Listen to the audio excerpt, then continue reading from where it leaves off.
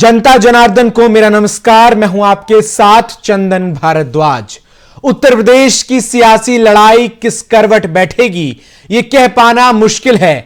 यहां सभी राजनीतिक दल अब उत्तर प्रदेश विधानसभा चुनाव के पहले चरण के मद्देनजर जनता को प्रभावित करने के लिए मानो अपने सारे घोड़े खोलते हुए नजर आ रहे हैं।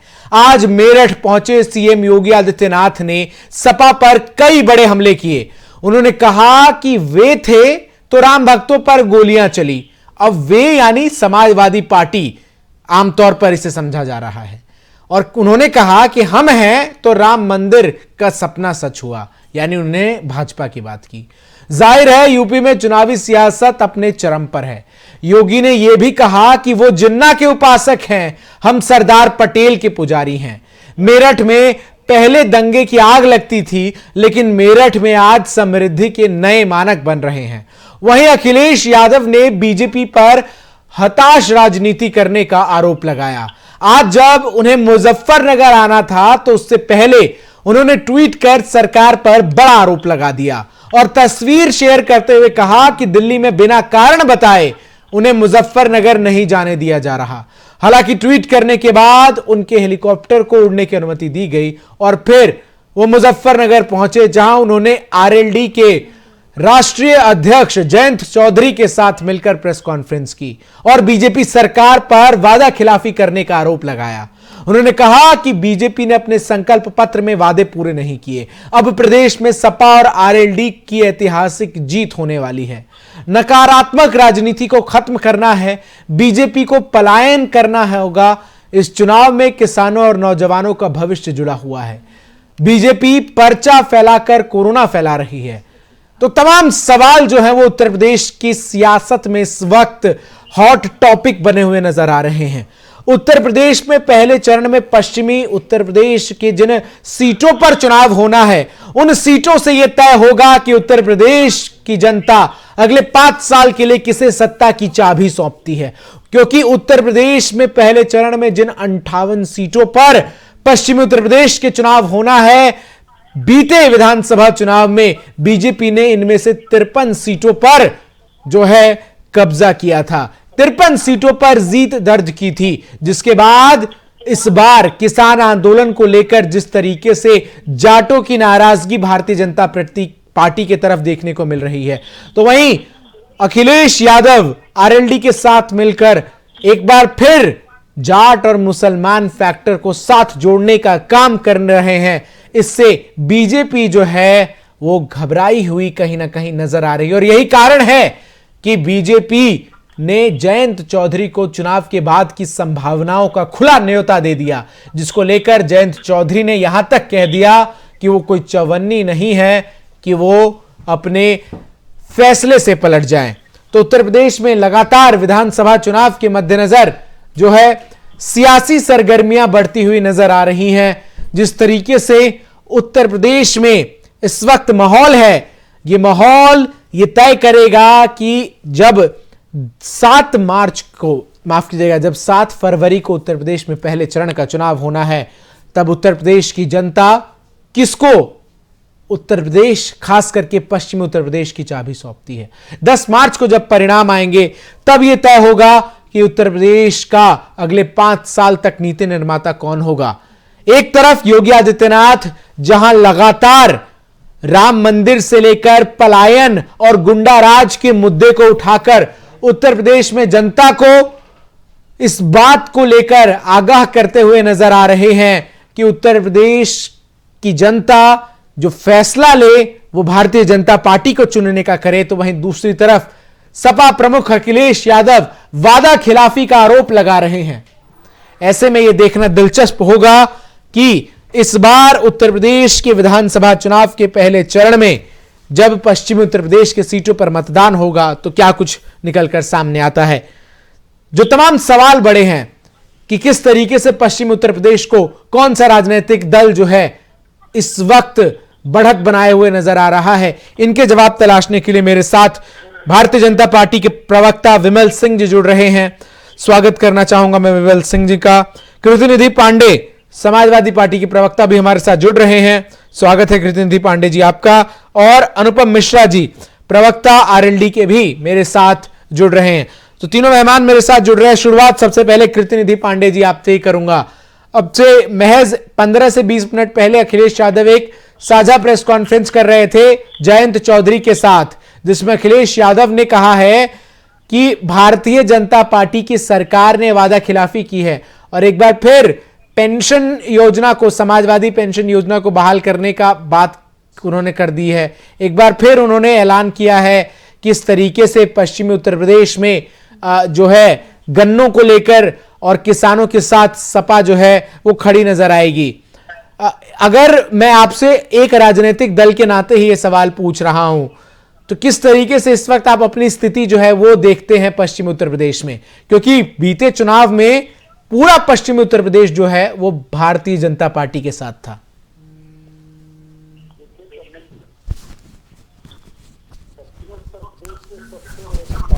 जी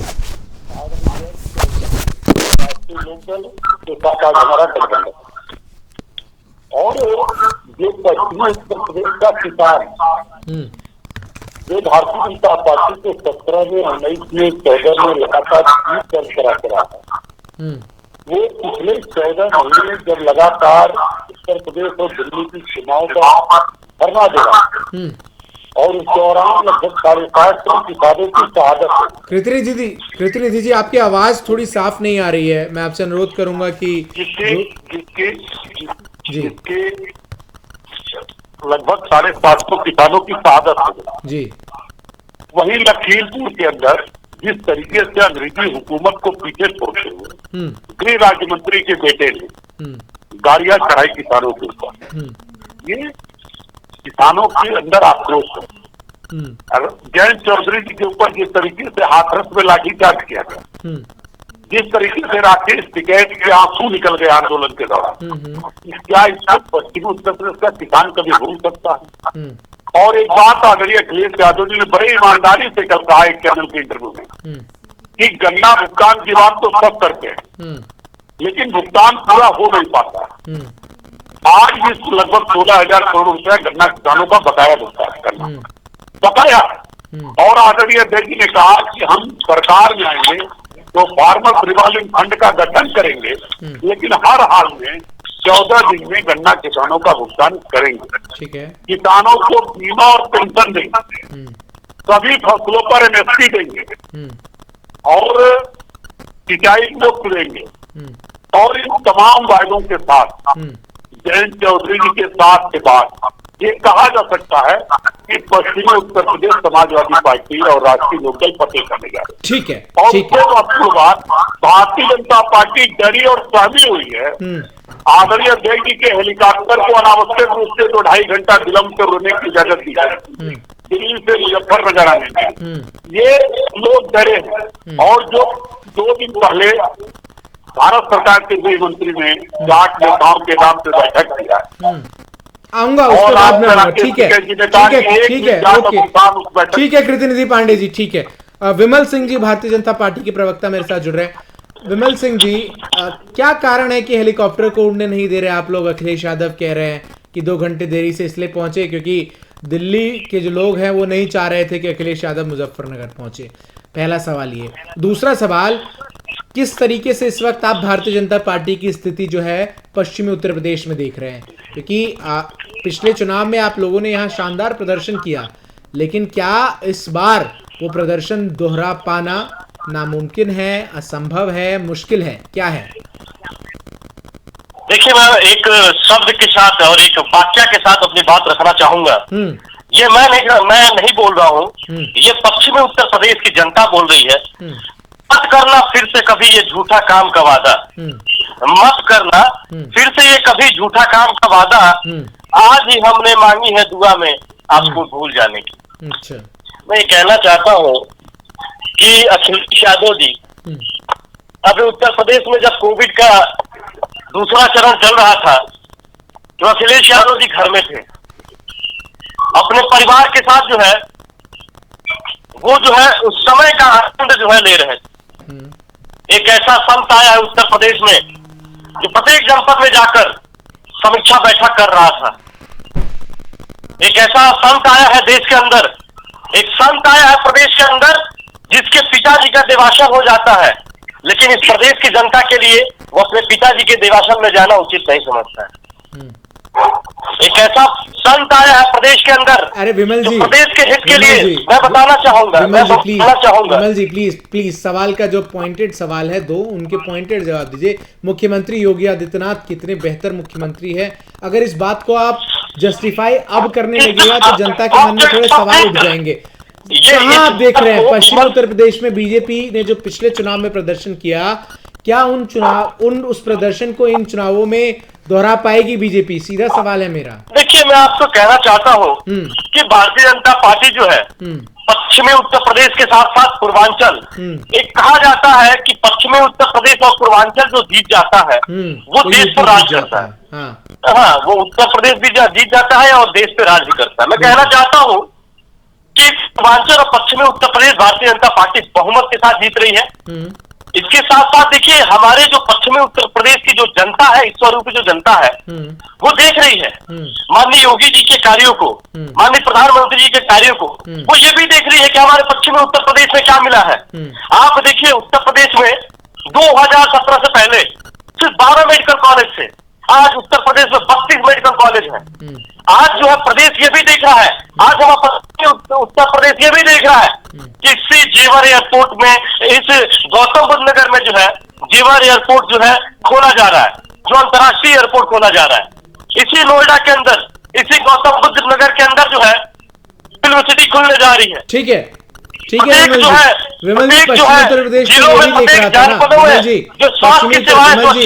विमल जी, पश्चिमी उत्तर प्रदेश तो ये भी देख रहा था कि किस तरीके से वहां से आए तमाम किसानों को दिल्ली में नहीं आने दिया गया, किस तरीके से पश्चिमी उत्तर प्रदेश के तमाम किसान जो है 1 साल तक तमाम मौसमों को झेलते हुए कानूनों को वापसी को लेकर आंदोलन कर रहे थे। इसका जवाब मैं आपसे बाद में लूंगा। मैं अनुपम मिश्रा जी को भी चर्चा में शामिल कर लेता हूं।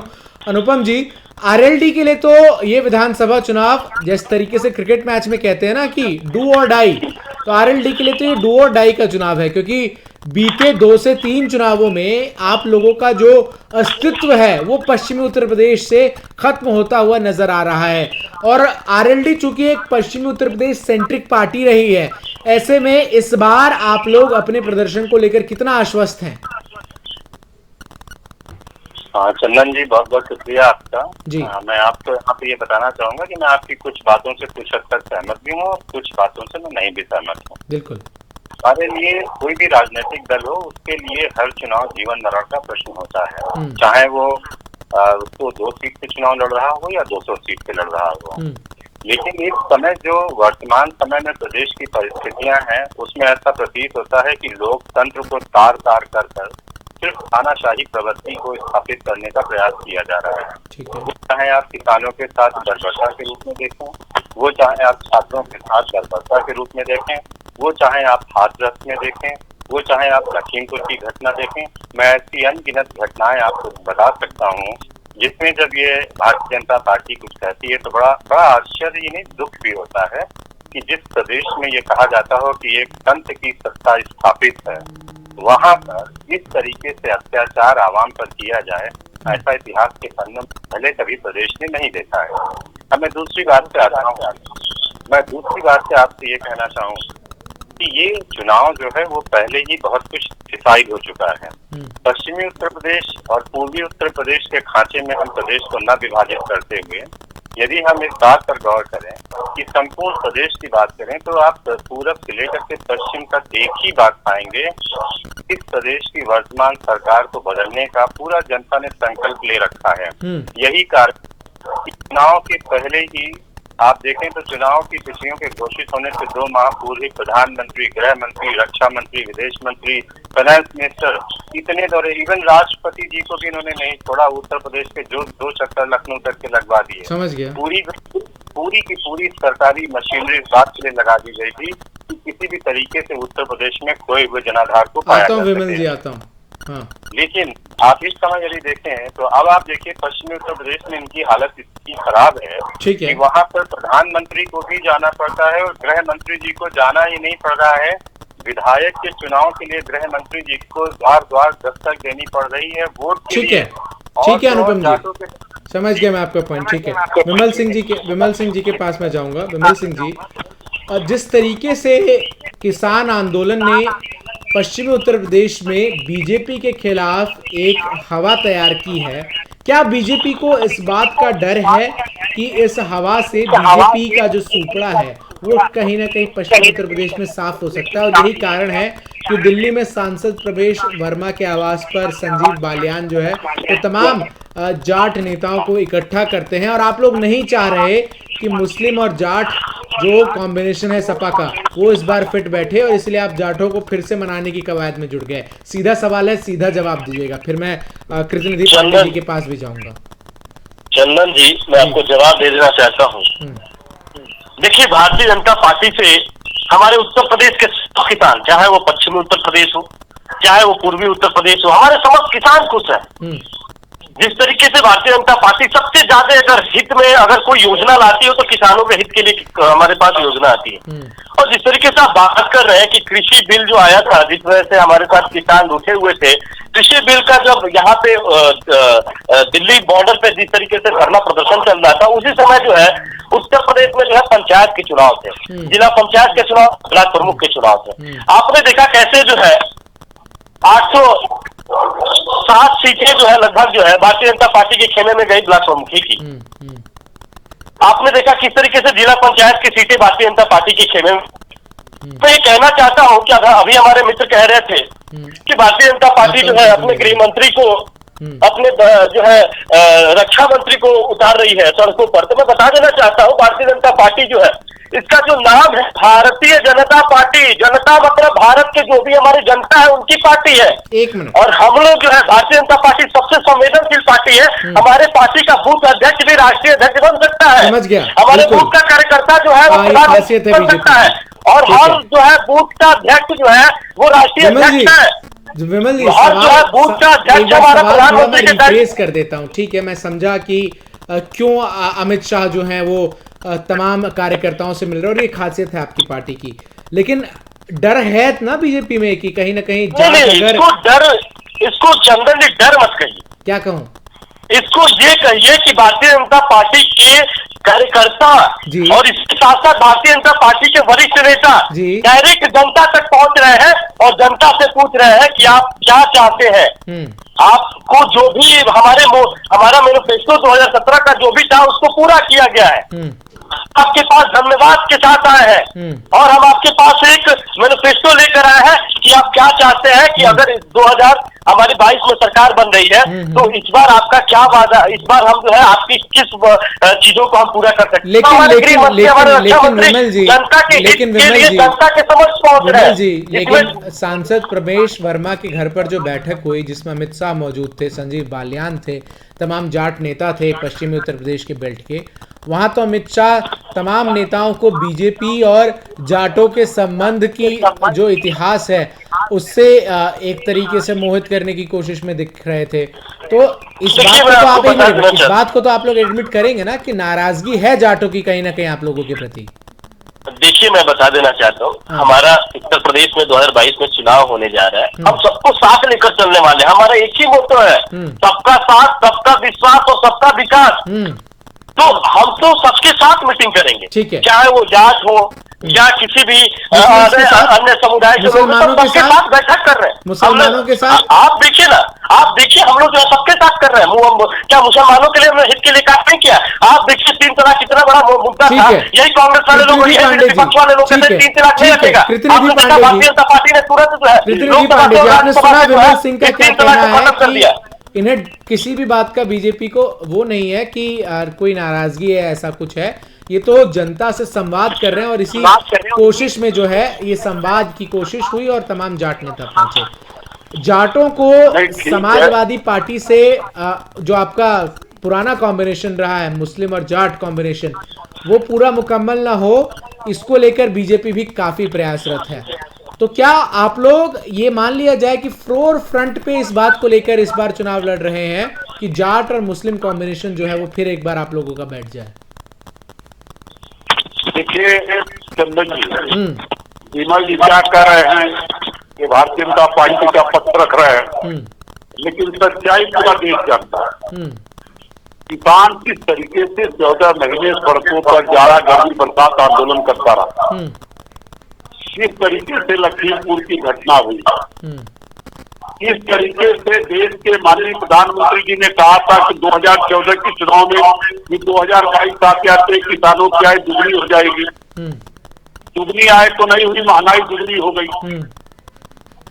खाद की बोरी से 5 किलो कम हो गया और खाद की बोरी का दाम बढ़ गया। तमाम जनपदों में किसान जब खाद लेने गया तो उसको लाठियां मिली।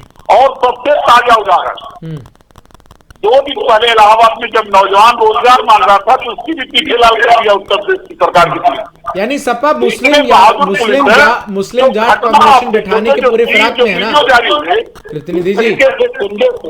हॉस्टल के अंदर दरवाजा तोड़ करके विद्यार्थियों को पीटा जा रहा था। प्रतिनिधि जी सवाल से आप थोड़ा भटक रहे हैं, मैं वापस ले आता हूँ आपको, सवाल से थोड़ा भटक रहे हैं। सपा जो है पश्चिमी उत्तर प्रदेश बेल्ट में मुस्लिम और जाट कॉम्बिनेशन को फिर से पुनर्जीवित करने की कोशिश में पूरी जुटी हुई है ना, इस बात को तो आप स्वीकार कर रहे हैं ना। देखिए पश्चिमी उत्तर प्रदेश का हर वो नौजवान जो किसानों के साथ खड़ा है, इस 14 महीने की भारतीय जनता पार्टी के अन्याय और अत्याचार के खिलाफ खड़ा है। पश्चिमी उत्तर प्रदेश का हर वो व्यक्ति जो लखीमपुर की घटना के खिलाफ खड़ा है, पश्चिमी उत्तर प्रदेश का हर वो व्यक्ति जो किसान नेता राकेश टिकैत के आंदोलन के दौरान गिरे हुए आंसुओं के साथ खड़ा है, ठीक है, वो सब के सब समाजवादी पार्टी और आरजेडी गठबंधन के साथ पूरी मजबूती से खड़े। और यही कारण है कि भारतीय जनता पार्टी के एमएलए और एमपी क्षेत्र में पीटे जा रहा है, खदेड़ा हो रहा है। अनुपम जी आरएलडी का जो कोर वोट बैंक है वो जाट है, इसमें कोई दोहराए नहीं है, लेकिन यही कोर वोट बैंक जो है पिछले विधानसभा चुनाव में बीजेपी के साथ हो गया था और यही कारण रहा कि आप लोगों का सुपड़ा लगभग साफ हो गया था पिछले चुनाव में। बीते 1 सालों में खासकर पूरे किसान आंदोलन के दौरान हमने देखा किस तरीके से जयंत चौधरी हो या फिर अजीत सिंह जब जीवित थे तो वो खुद इस पूरे आंदोलन का पीछे से समर्थन कर रहे थे। कई बार वो गाजीपुर बॉर्डर भी पहुंचे, हालांकि मंच पर चूंकि किसी भी राजनेता के चढ़ने की अनुमति नहीं थी इसलिए मंच पर मौजूदगी नहीं दिखाई। क्या आप लोग इस बात को लेकर कॉन्फिडेंट हैं कि जो पिछले 1-1.5 साल में आप लोगों ने मेहनत की है खासकर पश्चिमी उत्तर प्रदेश में जाटों के साथ, किसानों के साथ, और जितने खाप पंचायत आप लोगों ने किए हैं उन खाप पंचायतों का फायदा जो है आप लोगों को इस चुनाव में मिलेगा? चंदन जी निश्चित तौर पर मिलेगा। मैं आपसे बता दूं कि पहली चीज तो वो खाप पंचायतें नहीं थी, वो किसान पंचायत। हाँ, किसान पंचायत, माफ कीजिएगा जी जी जी। और दूसरा ये है कि जो हमारा पिछला चुनाव का अगर आप कहें कि किस तरीके से जो परफॉर्मेंस थी जी, उसमें पार्टी की परफॉर्मेंस बहुत अच्छी थी, हमारा वोट परसेंटेज भी ठीक था और हम आपको जानकर आश्चर्य होगा कि करीब 7 सीटें तो हम 2000 और 1500 के मार्जिन से ही सिर्फ हारे।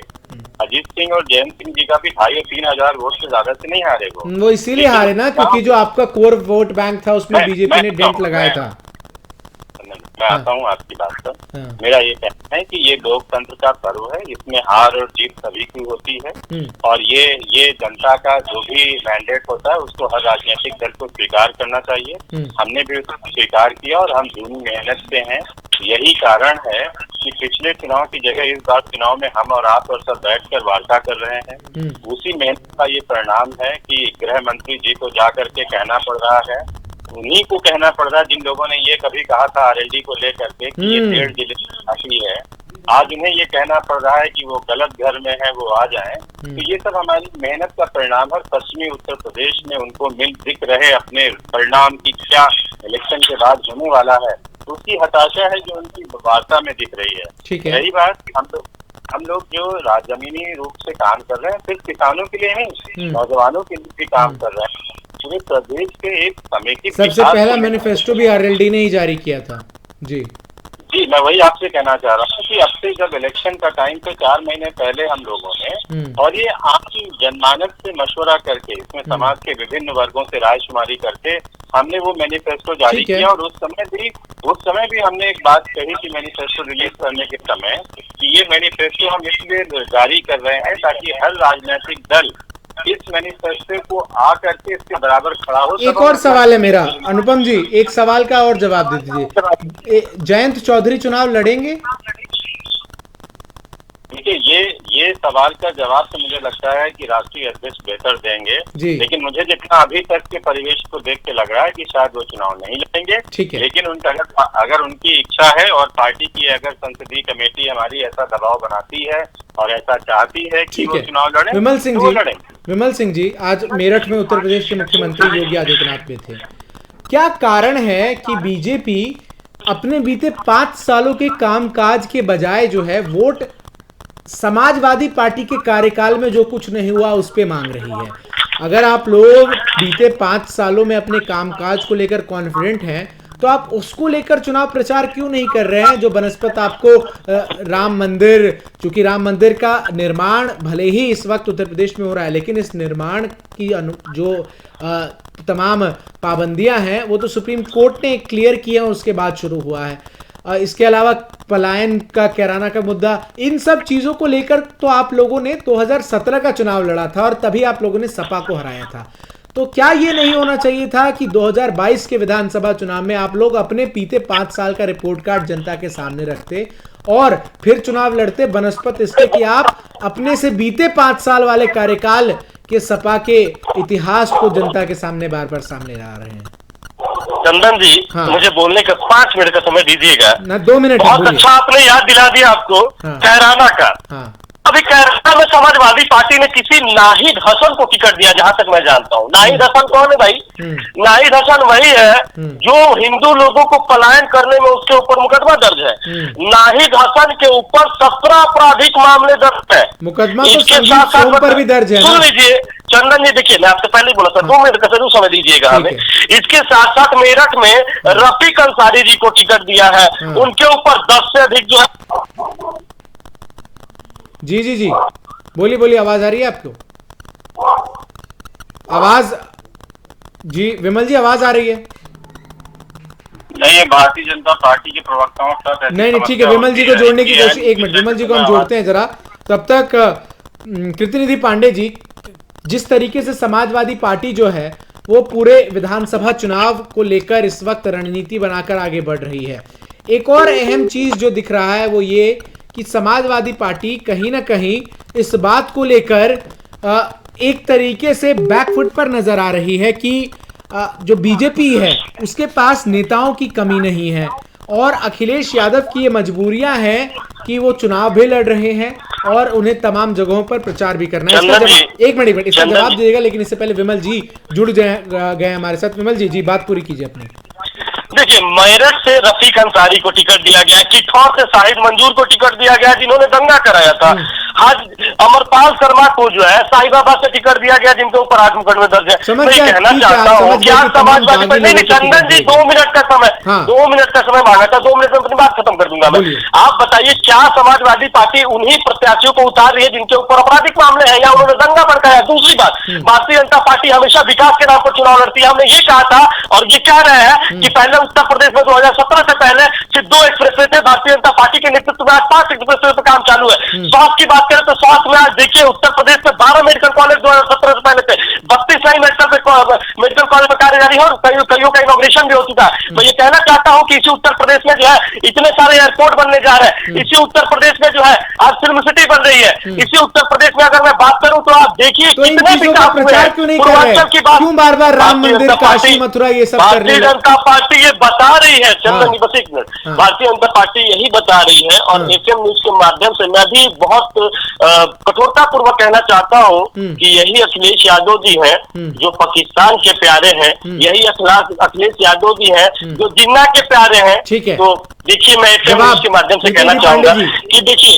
1 मिनट, ठीक है, जवाब सुन लेते हैं जरा कृतिनिधि पांडे से। कृतिनिधि पांडे जी, सीधा आरोप है विमल सिंह जी का और बीजेपी का भी कि तमाम दागियों को आप लोगों ने एक बार फिर से टिकट दे दिया है।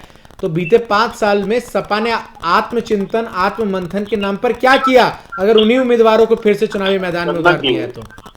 चंदन जी, 2017 की गठित विधानसभा में भारतीय जनता पार्टी के 304 एमएलए और उस 304 एमएलए में जो एडीआर की रिपोर्ट है 106 एमएलए दागी, इनके मुख्यमंत्री दागी, इनके डिप्टी सीएम दागी और इनके मुख्यमंत्री और इनके डिप्टी सीएम केशव मौर्य इतिहास में पहली बार कोई मुख्यमंत्री अपना और अपने उप मुख्यमंत्री का मुकदमा वापस हो गया।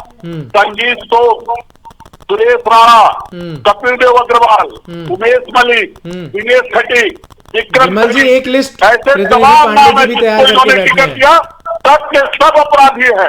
और आज 196 टिकट जो कल तक भारतीय जनता पार्टी ने घोषित किया था, उसमें 80 दागी एमएलए प्रत्याशी किए हैं। और मैं कह रहा हूँ चंदन जी, हमारे गठबंधन के उम्मीदवार 403 घोषित हो जाएं, भारतीय जनता पार्टी के उम्मीदवार घोषित हो जाए। अगर 50% से ज्यादा दागी एमएलए भारतीय जनता पार्टी में होगा तो बताइए।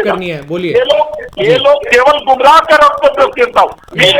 पांडे जी, कीर्तिनिधि पांडे जी, मैं आपको बता देना चाहता हूँ, हमारे जो भी एमएलए हैं, देखिए मैं आपको बता देना चाहता हूँ चंदन जी, हर नेता के ऊपर एक एफआईआर होता है, लेकिन किसी दंगा भड़काने का एफआईआर नहीं होता है। आपराधिक मामले में कोई एफआईआर नहीं आता है। आपराधिक मामले में आता है बलात्कार, आपराधिक मामले में आता है अत्यंत मर्डर, आपराधिक मामले में आता है दंगा, आपराधिक मामले में आता है जो है रेप, आपराधिक मामले में आता है छेड़छाड़। मैं ये कहना चाहता हूँ कि आप ये आपराधिक मामले देखिए ना, आपने जितने भी उम्मीदवार उतारे हैं, कोई दंगा भड़काने वाला है, कोई हिंदुओं को पलायन कराने वाला है, कोई ये जो कहता है कि जो है हिंदू यहाँ पे नहीं रह सकता हमारे रहते हुए, कोई ये कहता है कि जो है हिंदुओं को यहाँ राज नहीं करने दिया जाएगा, कोई जिन्ना का नाम देता है, कोई जिन्ना का प्यारा बन जाता है, कोई पाकिस्तान का हितैषी बन जाता है। तो मैं कहना चाहता हूँ कि देखिए, भारतीय जनता पार्टी विकास के नाम पर भारतीय जनता पार्टी विकास के नाम पर चुनाव लड़ने आती है, और हमारे प्रधानमंत्री जी जब चुनाव लड़ते हैं तो वो ये नहीं कहते हैं कि मोदी जी को वोट दीजिए, वो ये कहते हैं कि प्रधानमंत्री द्वारा जो भी विकास किया गया उस विकास के नाम पर वोट दीजिए। आप विकास की बात करते हैं, पहले जाकर देख लीजिए, यहाँ पे इतना गुंडा राज था, इसी उत्तर प्रदेश में गुंडा राज था, इसी उत्तर प्रदेश में आपराधिक मामले, समय की कमी है मेरे पास, ठीक है, समय की कमी है मेरे पास। मैं एक सवाल लेके वाइंड अप करूंगा अनुपम मिश्रा जी से। ठीक है विमल जी, आपकी बात भी मैंने सुनी, कीर्तिनिधि पांडे जी आपकी बात भी मैंने सुनी। अनुपम जी, अब तो बीजेपी का खुला ऑफर है आप लोगों के पास, चुनाव के बाद की संभावनाओं के मद्देनजर भी कहीं ना कहीं मन में, चूंकि देश में मौसम वैज्ञानिक के नाम पर वैसे तो रामविलास पासवान मशहूर रहे हैं, लेकिन आरएलडी के जो पूर्व अध्यक्ष थे स्वर्गीय अजीत सिंह जी, वो भी तापमान को भली भांति भांप लेते थे कि हवा जो है किस ओर है। तो अगर खुदा ना खास्ता समाजवादी पार्टी के साथ आपकी जोड़ी नहीं जमा पाती वो करिश्मा, तो क्या फिर भारतीय जनता पार्टी की तरफ रुख कीजिएगा आप लोग? चंदन जी, भविष्य की बात से तो मैं नहीं अभी आपसे कुछ भी कह सकता हूँ, लेकिन मुझे लगता है आपके प्रश्न का उत्तर कल आ चुका है और आपकी टीम ने खुद ही वो उत्तर दे भी दिया है। दूसरी बात यह है कि मैं इस तरीके से डिबेट में जो अभी देखिए पांडे जी ने बड़ी अच्छी बात कही, उससे बात सुनी चाहिए। नहीं, देखिए दोनों तरफ की लिस्ट है, अगर दागी प्रत्याशियों की लिस्ट विमल सिंह जी ने तैयार कर रखी है तो कीर्तिनिधि पांडे जी के पास भी लिस्ट है, तो इस पर तो चर्चा शायद किसी और दिन ही करेंगे कि किस पर के वो कहा कीर्तिनिधि पांडे ने सही कि 403 उम्मीदवारों की लिस्ट आप लोग जारी कर लीजिए, फिर एक दिन हम चर्चा करेंगे किसने कितने दागी उम्मीदवारों को टिकट दिया है। बात पूरी कीजिए अनुपम जी। मैं यही कह रहा हूँ आपसे, जब आप प्रश्न पूछते हैं तो जो सहभागी हैं उनको उत्तर देने का भी अवसर दें। यदि आप ही प्रश्न पूछेंगे आप ही उत्तर दे देंगे, जी आवश्यक नहीं कि आपकी पार्टी में आपके चैनल पर बोलने के लिए कोई प्रवक्ता है। जी बोलिए। आप इतना निष्पक्ष माहौल देंगे तभी आपके साथ वार्ता संभव होगा। जी बोलिए। दूसरी बात ये इस तरीके की बात रखना है कि इन्होंने इसने तो दिया, मैं इस तरीके की राजनीतिक बहस में पसंद करता हूँ और ना मैं उसका व्यक्ति हूँ कि आपने 100 दिए मैंने 50 दिए। अगर कोई राजनीतिक दल किसी भी दल पर यह आक्षेप लगाता है कि आपने अपने यहाँ पर किसी भी आपराधिक प्रवृत्ति के एक भी प्रत्याशी को उतारा है, तो उस राजनीतिक दल को कहने का तभी अधिकार है जब उसने एक भी ना उतारा हो। ठीक है, आप इस बात की बराबरी कर करते हैं कि मैंने 40 उतारे, आपने 42 उतारे हैं, तो आप उसमें ही बड़े पाप के भागी हैं, प्रथम बात।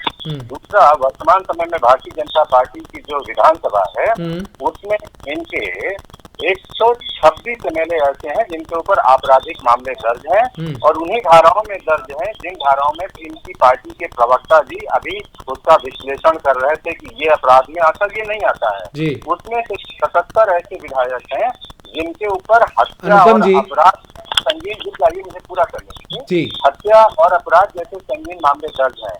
कुल मिलाकर भारतीय जनता पार्टी के जितने विधायक हैं उसमें हर तीसरा विधायक दागी है, अगर आप इस तरीके की बात पूछें। दूसरा, मैं राजनीति में बिल्कुल इस बात का पक्षधर हूँ, मैं व्यक्तिगत तौर पर भी पक्षधर हूँ कि साफ सुथरे सच्चरित्र लोगों को आना चाहिए। लेकिन आपने गठबंधन तो ऐसी पार्टी से कर लिया है जिसने तमाम ऐसे उम्मीदवारों को भी टिकट दिया है। मैं पक्ष किसी दल का नहीं ले रहा, लेकिन अगर आप यहाँ बैठकर इस स्क्रीन पर ये बात कह रहे हैं और आप तमाम लिस्ट गिना रहे हैं बीजेपी के, तो आप सपा की लिस्ट से भी वाकिफ होंगे, मैं इस बात को समझ लूं अनुपम जी?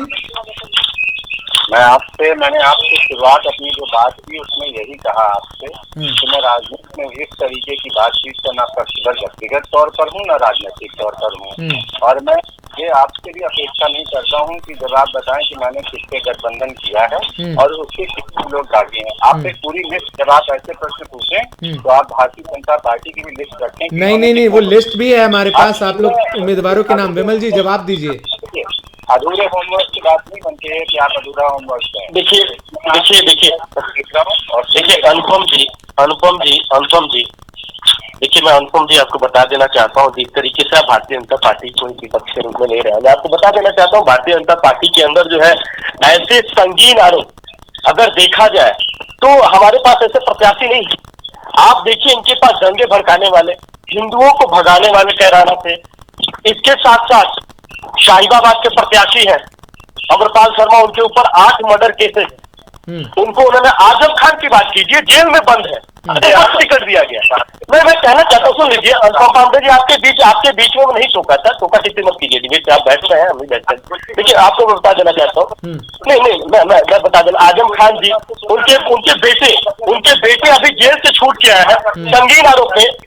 बकरी चोर है समाजवादी पार्टी के लोग। आपने देखा किस तरीके से आजम खान को आरोप लगा था। देखिए जवान से बात करिए, जनता कह रही है, जनता कह रही है, ये रामपुर की जनता कह रही है, रामपुर की जनता कह रही है बकरी चोर है, रामपुर के बकरी चोर विधायक उनको प्रत्याशी बनाने वाले अखिलेश यादव सीटोटी चोर है। देखिए मैं बता देना चाहता हूँ बकरी चोर चुराने वाले को जो है रामपुर में जो उन्होंने प्रत्याशी बनाया है विधानसभा का, मैं ये कहना चाहता हूँ भारतीय जनता पार्टी अपने ऐसे प्रत्याशियों को चाहती है जो संवेदनशील हो, जो पार्टी के विकास के कार्य।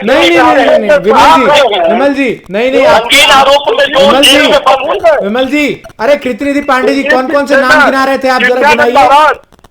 कृतिनिधि पांडे जी नाम कौन से गिना रहे थे, जरा आप गिनाइए विमल सिंह जी को। ये कह रहे हैं इनके पार्टी से जितने उम्मीदवार हैं सारे सभ्य सज्जन सुशील हैं। सर मैं कह रहा हूँ कुलदीप सिंह सेंगर इन्हीं के पार्टी से मिल रहे हैं। स्वामी कुलदीप सिंह सेंगर अपराधिक है, वीडियो जेल में है।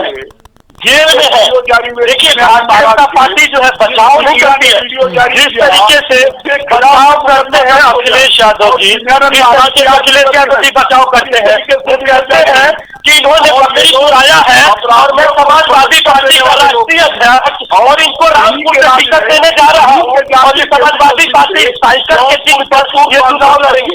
ये कहना चाहता हूँ कि भारतीय जनता पार्टी के ऊपर जो है बकरी चुराने का आरोप नहीं है, ये बकरी चुराने का आरोप भारतीय जनता पार्टी के प्रत्याशी के ऊपर विमल सिंह जी, विमल सिंह जी, अच्छा विमल सिंह जी शांत हो जाइए, विमल सिंह जी शांत हो जाइए, ठीक है। कृतिनिधि पांडे जी ठीक है, समय मेरे पास आज बस इतना ही है। बहुत बहुत शुक्रिया आपका विमल सिंह जी, कृतिनिधि पांडे जी आपका भी बहुत बहुत शुक्रिया और अनुपम मिश्रा जी आपका भी बहुत बहुत शुक्रिया कि आप तीनों ने अपना अपना पक्ष रखा।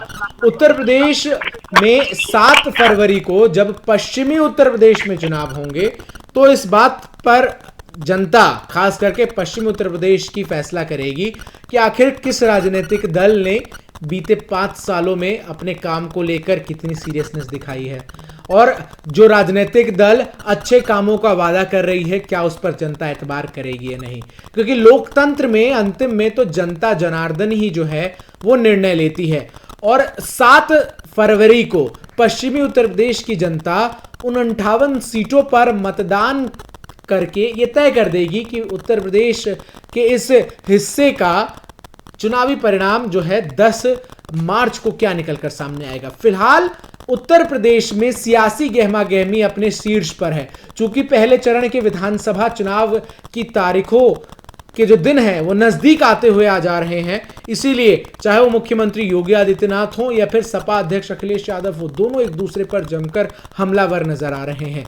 ऐसे में ये देखना दिलचस्प होगा कि जैसे जैसे 7 तारीख नजदीक आती है, सियासत का ये पारा और कितना ऊपर पहुंचता है। फिलहाल के लिए मेरे साथ आज के लिए सत्ता संग्राम में बस इतना ही। खबरों का सिलसिला FM न्यूज पर लगातार जारी है।